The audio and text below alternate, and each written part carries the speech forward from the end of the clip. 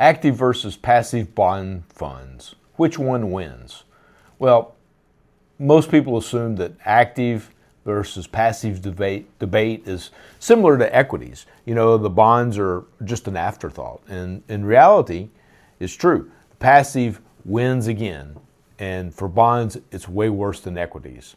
Hi, I'm Scott Hamilton, certified financial planner. We are fee-only fiduciaries. We have offices in Austin and Houston, and we help people plan for retirement.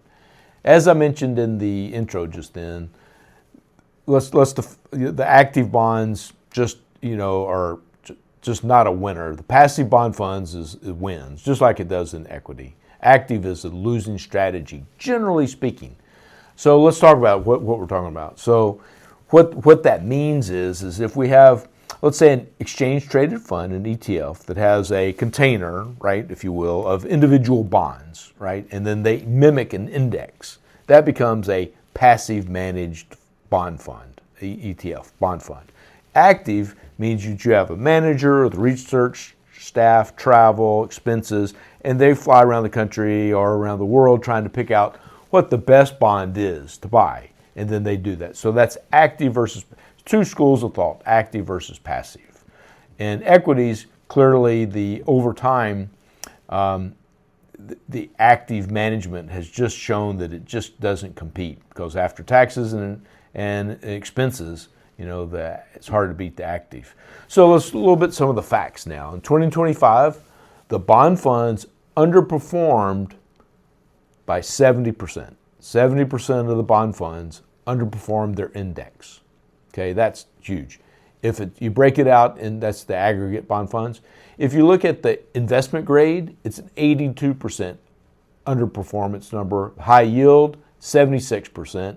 And the aggregate bonds over a 10-year period, again, 80% underperformance. Now, the one area where active management really comes into play and works the best is for both equities and bonds. It's in emerging markets. Now think about it. If you're managing a stock portfolio and you've got emerging markets there, and then you're traveling over the wherever the country is, India, and you know the ins and outs of these different companies, there's room for alpha, of earnings above and beyond the expected risk that you're taking on that portfolio. That's alpha. So emerging markets is there. Just like on equities, it's the same thing for bonds. So if you're investing in bond funds, it makes a lot of sense to have a passive bond strategy for your U.S. and international markets. But for emerging markets, you might want to consider an active manager there. Same with equities. Emerging markets, maybe it makes sense to go with active management. You pay more for it because you're hiring staff and research and travel and all this. So it doesn't always win. It's not a guaranteed. Like I said, it's a 31% underperformance penalty for emerging markets. But that means there's 69% that beats the index. So it's a reasonable risk to take. All right. So in summary, equities, passive wins. Bonds, passive wins. Emerging markets in both make sense.